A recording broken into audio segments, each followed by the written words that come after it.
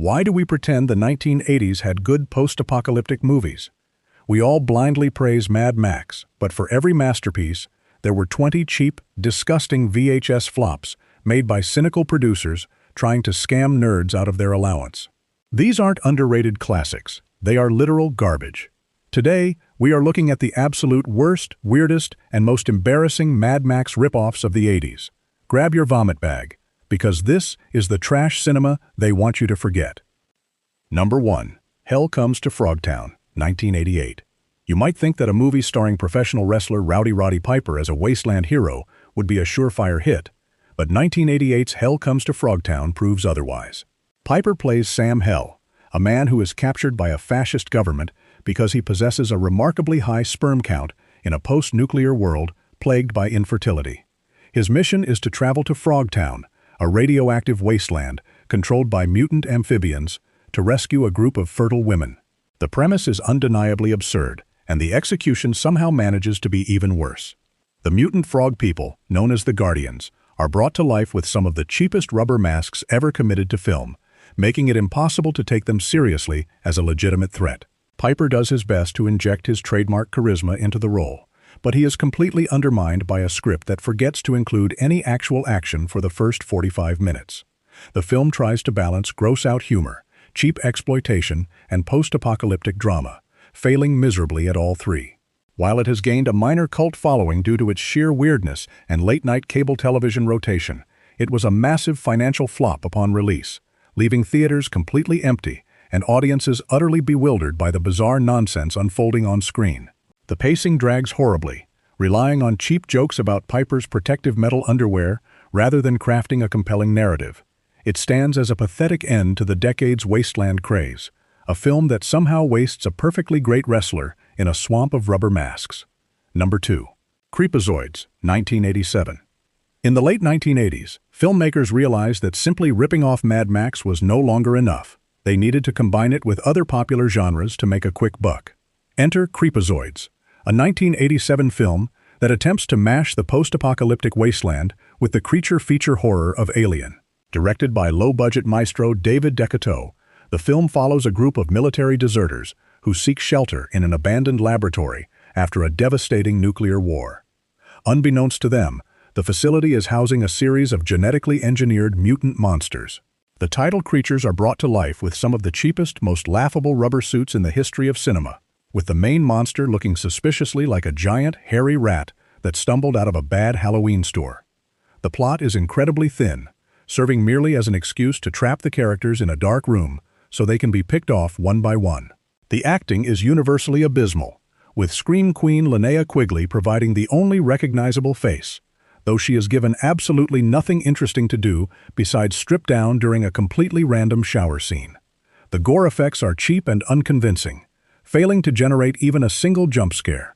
Decoto reportedly had a budget of roughly $30,000, and it shows in every single frame. It is a boring, ugly, and thoroughly incompetent attempt at genre blending that fails to deliver even the most basic thrills expected by audiences. Number 3. The Time Guardian, 1987. Australia gave the world Mad Max, but they also gave us 1987's The Time Guardian, a movie that desperately wants to be a high-tech Mad Max, but lacks even a fraction of its talent or budget. The film follows a time-traveling cyborg who travels from the year 4039 back to 1980s Australia to prevent a post-apocalyptic future. He is pursued by a group of evil cyborgs known as the Gen-Diki, who look like heavily spray-painted Power Rangers trapped in clunky, stiff costumes. The plot is a convoluted mess of temporal paradoxes that the script is too stupid to properly explain. Instead of focusing on the intriguing time travel elements, the film devolves into a generic, boring chase through the Australian outback, complete with cheap explosions and terribly choreographed stunt work.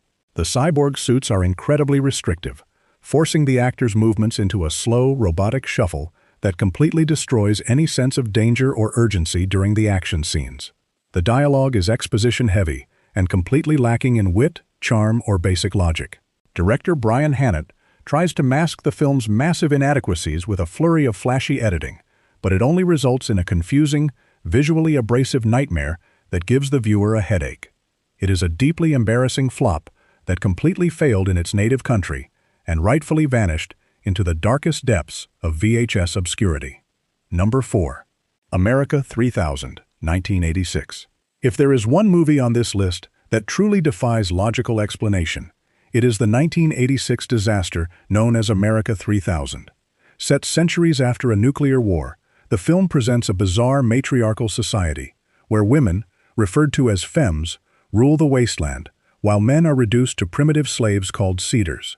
The world-building is hilariously inconsistent, featuring characters who wear a ridiculous mixture of faux fur bikinis and leftover football pads. The plot follows a young woman who teams up with a rebellious male slave to overthrow the corrupt ruling council. The dialogue is astonishingly bad, filled with made-up slang that sounds like it was invented by a deeply confused toddler. The action sequences are choreographed with all the grace of a sluggish snail, featuring extras who clearly have no idea how to handle the prop weapons they were given. Director David Engelbach seems completely lost, unable to decide if he is making a satirical comedy or a serious action film. The result is a tonal nightmare that gives the viewer severe whiplash. Despite its weak attempts at feminist commentary, the film ultimately devolves into standard exploitation, reducing its female characters to objects of desire. It is a profoundly stupid, deeply confused piece of 80s trash that deserves every ounce of obscurity it has rightfully achieved. The VHS box promised an epic sci-fi adventure, but instead delivered a cheap, incompetent mess that insults anyone brave enough to press play. Number 5. Eliminators, 1986. While not a traditional desert wasteland film, 1986's Eliminators embodies the exact same cheap, cynical VHS trash aesthetic that defined the post-apocalyptic boom. The plot centers on a mandroid, a half-man, half-robot assassin created by an evil scientist. When the mandroid discovers he has a human brain, he rebels against his creator and teams up with an incredibly random assortment of allies. This bizarre team includes a riverboat guide who talks to his pet duck, a ninja, and a scientist's daughter.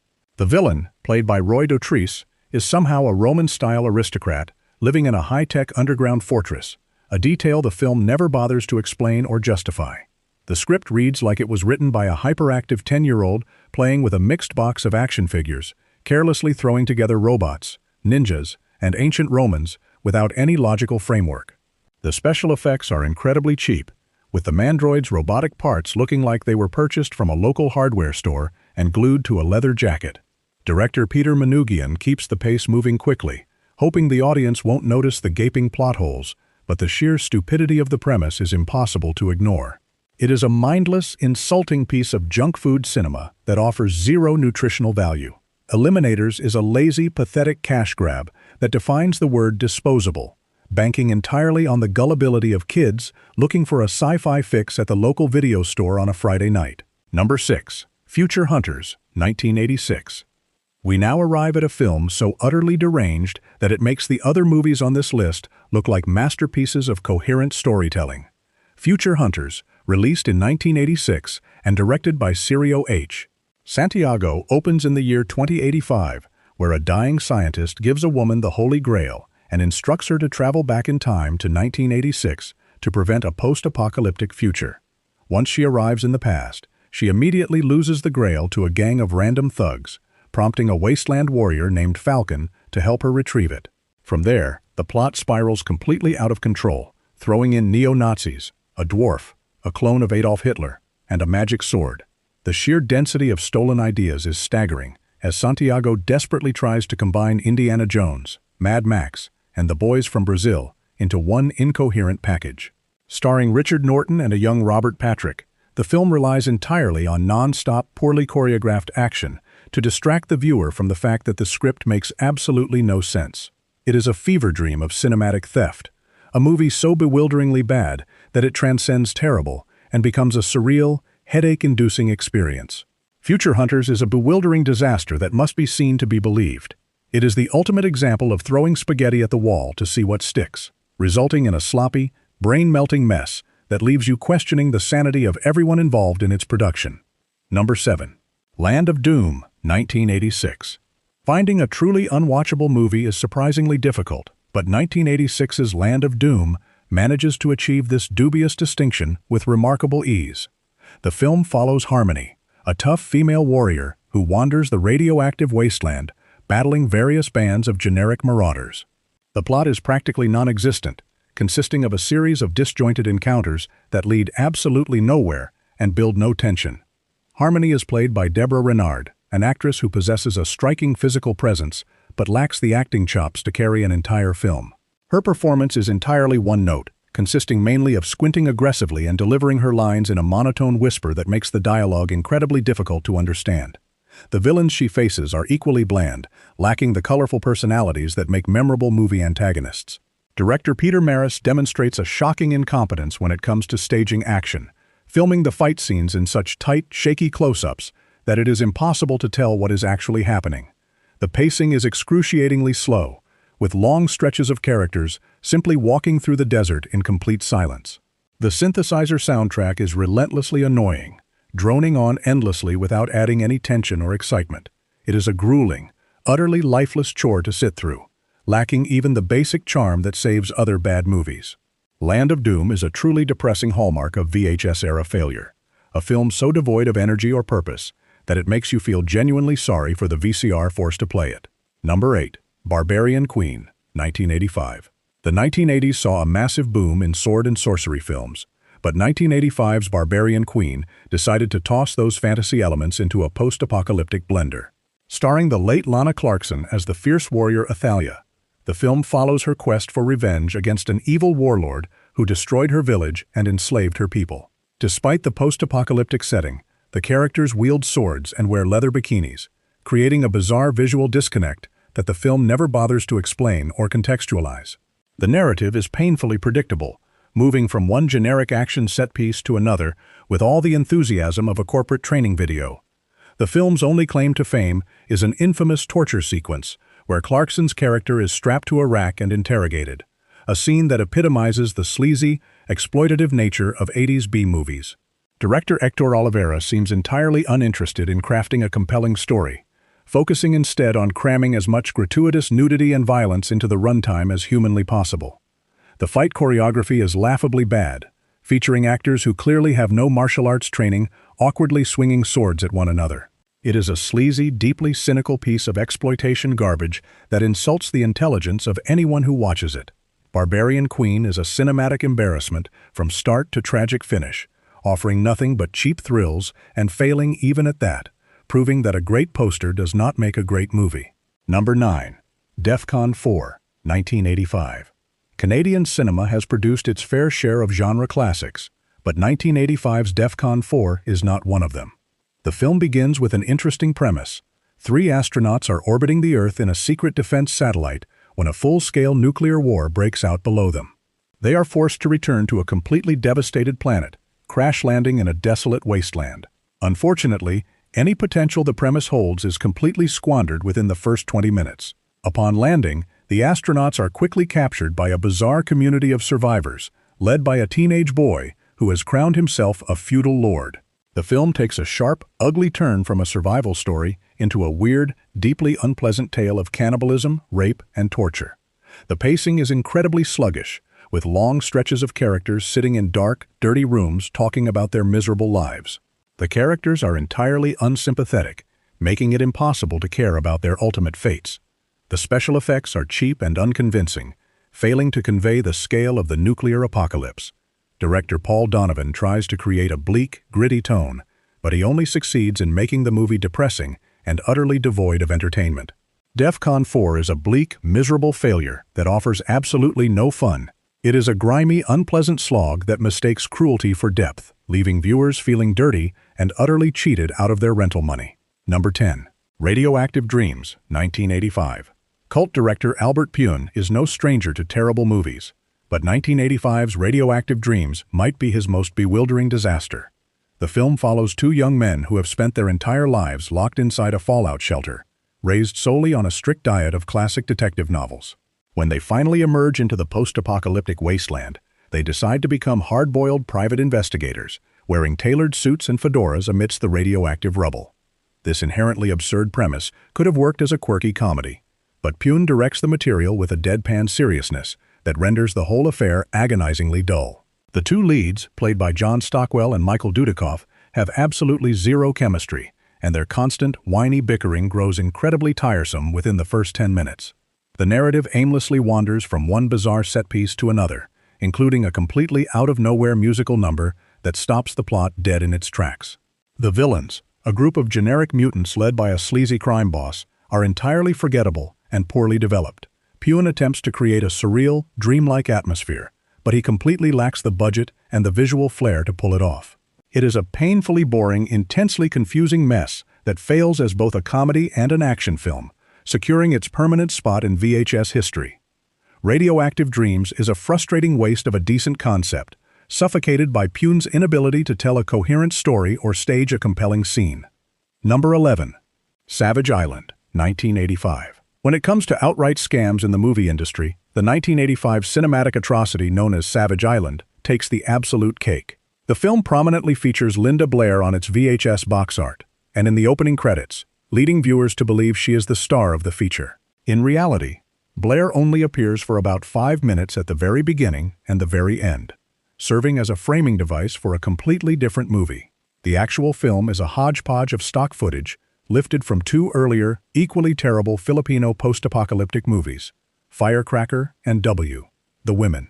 Director Nicholas Beaudry stitched these random scenes together with a laughably bad voiceover delivered by Blair, attempting to create a cohesive narrative about a women's prison camp in the wasteland. The result is a disjointed, incomprehensible mess that jumps wildly between different actors, different plots, and even different film stocks. Characters suddenly change appearances mid-scene, and the timeline makes absolutely zero logical sense. It is a profoundly lazy piece of filmmaking that relies entirely on deceiving its audience.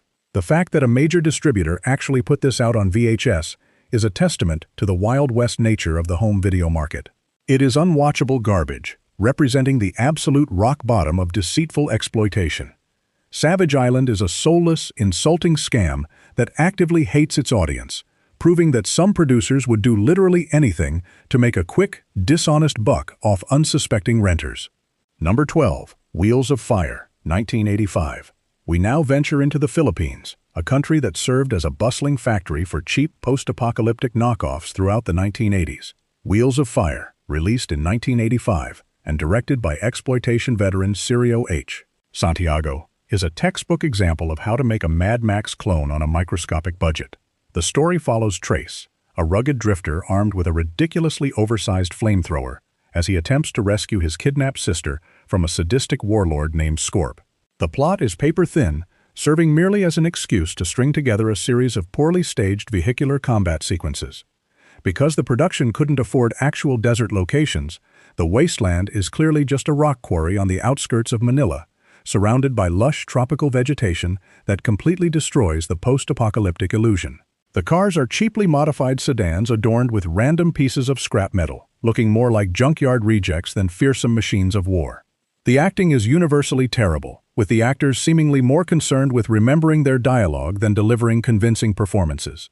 Santiago does manage to stage a few decent explosions, but they cannot save a movie that is so fundamentally ugly and uninspired. It is a soulless, mechanical piece of trash that perfectly represents the cynical nature of the Filipino exploitation boom, offering absolutely zero entertainment value for any self-respecting cinema fan. It is a lazy, joyless ride through a fake wasteland that leaves you begging for the end credits. Number 13. 2019.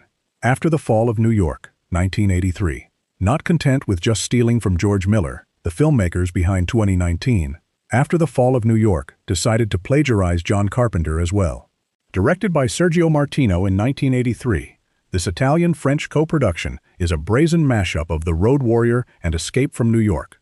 The hero, named Parsifal, is a clear ripoff of Snake Plissken, complete with a scruffy beard, a bad attitude, and an eye patch.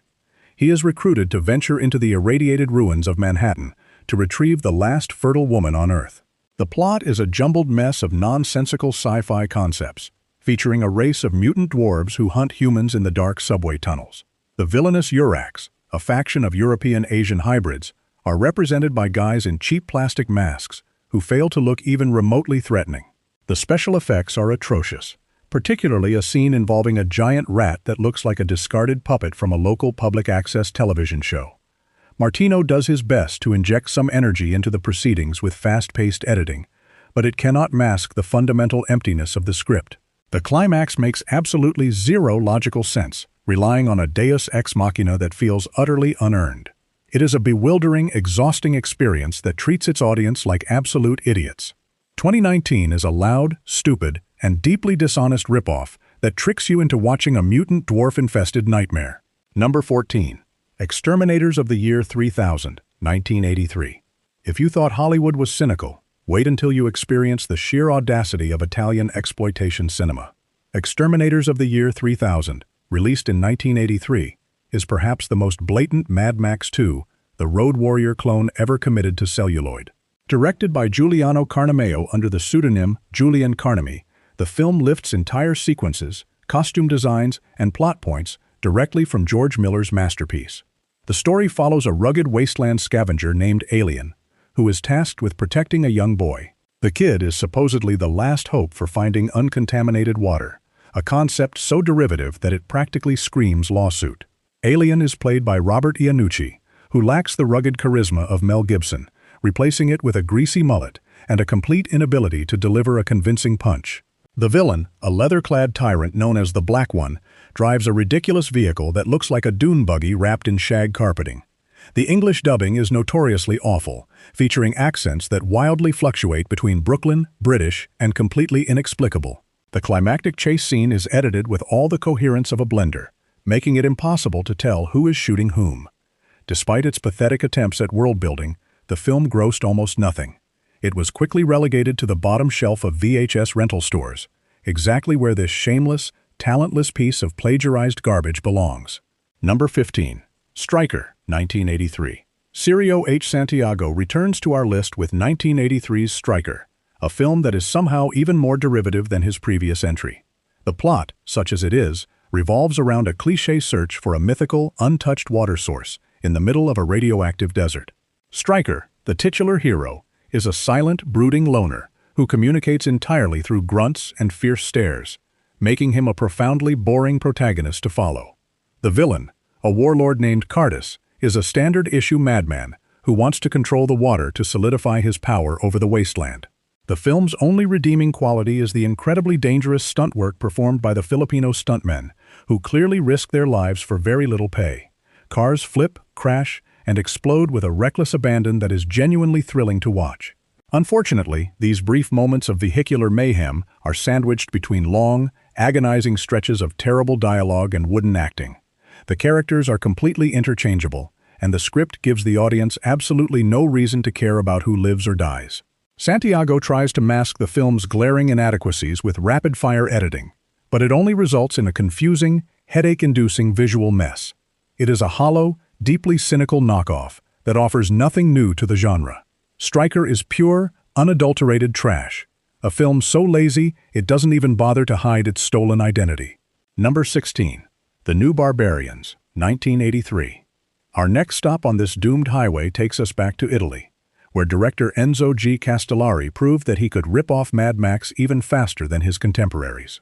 The New Barbarians, released in 1983, was shot in a matter of weeks, and it shows in every single frame of the film. The plot revolves around a gang of sadistic terrorists known as the Templars, who ironically hate technology yet drive around in heavily modified cars destroying everything in sight.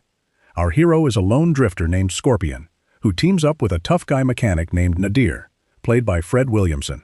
Williamson seems to be the only person on set who realizes he is in a terrible movie, delivering his lines with a delightful layer of smug irony. The film's defining moment involves a bizarre weapon that fires arrows equipped with explosive tips, resulting in some of the most hilariously over-the-top death scenes of the decade. The villain, a crazed lunatic with a fondness for crucifying his victims, lacks any of the intimidating presence of Lord Humongous. The action is chaotic, the dialogue is poorly dubbed, and the pacing is completely erratic. It is a cynical, lazy piece of exploitation trash that perfectly encapsulates the worst impulses of 1980s Italian cinema. It is a loud, ugly, and completely forgettable waste of time. Number 17. Warrior of the Lost World, 1983. Our descent into cinematic garbage begins with a film so profoundly inept that it was famously featured on Mystery Science Theater 3000. Released in 1983, Warrior of the Lost World stars Robert Ginty, a man whose acting range makes a piece of cardboard look like Laurence Olivier. Ginty plays a nameless drifter who rides a futuristic, computerized motorcycle named Einstein. The absurdity peaks when the motorcycle literally talks, delivering whiny dialogue that is somehow more compelling than anything the human actors manage to utter. The plot, if you can call it that, involves a dystopian regime run by the evil Prosser, a role played by legendary actor Donald Pleasance. Pleasance looks genuinely confused throughout the entire film, likely wondering how his career devolved from Halloween to this Italian-produced schlock. The rebellion he fights against is led by a character ominously named the Bulldozer, played by Fred Williamson, who mostly just stands around looking tough. The action sequences are painfully slow, featuring cars that move at speeds barely exceeding 20 miles per hour, completely destroying any sense of danger. Director David Worth seemingly had no understanding of how to stage a chase scene. It is a soulless, boring, and thoroughly incompetent ripoff of Mad Max that fails on every conceivable level of filmmaking. Warrior of the Lost World is an insult to the dystopian genre. Number 18. Yor, The Hunter from the Future, 1983. Few movies on this list are as famously terrible as 1983's Yor, The Hunter from the Future. Starring the famously wooden Reb Brown as the titular caveman, the film begins as a standard sword and sorcery adventure, before taking a sharp, completely illogical turn into science fiction territory. Yor wanders a prehistoric landscape, battling dinosaurs and cavemen, while a strange synth-rock anthem repeatedly plays on the soundtrack. Halfway through the movie, Yor discovers that his primitive world is actually a post-apocalyptic Earth, destroyed by a nuclear war and ruled by an evil supercomputer. This plot twist is delivered with zero subtlety or narrative buildup, resulting in a jarring tonal shift that confuses everyone watching. Brown's performance consists entirely of him screaming, "Yor," and flexing his muscles, while his female co-star spends most of the runtime being captured and needing rescue. The special effects are atrocious, featuring stop-motion dinosaurs that look like they belong in a 1950s B-movie, and laser beams that are clearly just drawn onto the film negative. Directed by Italian veteran Antonio Margheriti, it is an incomprehensible mess of a movie that fails on every conceivable level. It is a masterpiece of garbage, securing a legendary status among fans of utterly incompetent filmmaking. Yor is a baffling, stupid, and endlessly entertaining disaster that defies all logic. Number 19. Space Hunter, Adventures in the Forbidden Zone, 1983. We near the end of our journey with a movie that had absolutely no excuse for being this bad. Released in 1983, Space Hunter, Adventures in the Forbidden Zone boasted a surprisingly large budget, 3D effects, and a recognizable cast, including Molly Ringwald, Peter Strauss, and Michael Ironside. The plot follows a bounty hunter who crash lands on a desert planet overrun by mutants and must rescue 3 beautiful women who have been kidnapped by the villainous Overdog. Despite the impressive resources at its disposal, the film is a colossal bore. The 3D effects are incredibly gimmicky, consisting entirely of objects being thrown directly at the camera in a desperate bid to justify the ticket price. Ringwald is completely miscast as a tough wasteland survivor, delivering her lines with a whiny, Valley Girl inflection that completely undermines the gritty tone. Ironside does his best to bring some menace to the role of Overdog, but he is buried under pounds of cheap prosthetics that make him look more ridiculous than intimidating. The pacing is agonizingly slow, with long stretches of characters walking through empty desert landscapes. It is a cynical, incompetent waste of potential that effectively killed the 3D sci-fi boom of the early 1980s. Space Hunter is a spectacularly dull film that squanders every single advantage it had, leaving audiences thoroughly disappointed. Number 20. The Aftermath, 1982. Leaving the Italian filmmaking machine behind, we travel to the sun-baked deserts of California for a truly independent piece of post-apocalyptic garbage. The Aftermath, released in 1982, is the brainchild of Steve Barkett, who somehow managed to write, direct, produce, and star in this catastrophic vanity project. The film opens with an astronaut returning to Earth after a nuclear holocaust, only to find that society has completely collapsed. Instead of focusing on survival, the narrative quickly devolves into a tedious saga of Barkett's character wandering around the desert, murdering random scavengers, and posing dramatically with a shotgun. The legendary Sid Haig co-stars as a ruthless warlord, but even his charismatic presence cannot save this sinking ship. The pacing is agonizingly slow, with long stretches of silence punctuated by terrible synthesizer music. Barkett clearly wanted to create a gritty, realistic depiction of survival, but he lacks the technical skill to pull it off, resulting in a movie that feels like a home video of a middle-aged man playing dress-up. The violence is shockingly brutal for no narrative reason, and the random inserts of gratuitous nudity feel deeply sleazy rather than entertaining. It is an amateurish, soul-crushing bore that exemplifies the dangers of unchecked ego in low-budget filmmaking. The aftermath is an utterly unwatchable desert disaster that should be avoided at all costs. And that concludes our journey through the absolute worst of 80s post-apocalyptic trash. These movies didn't just fail.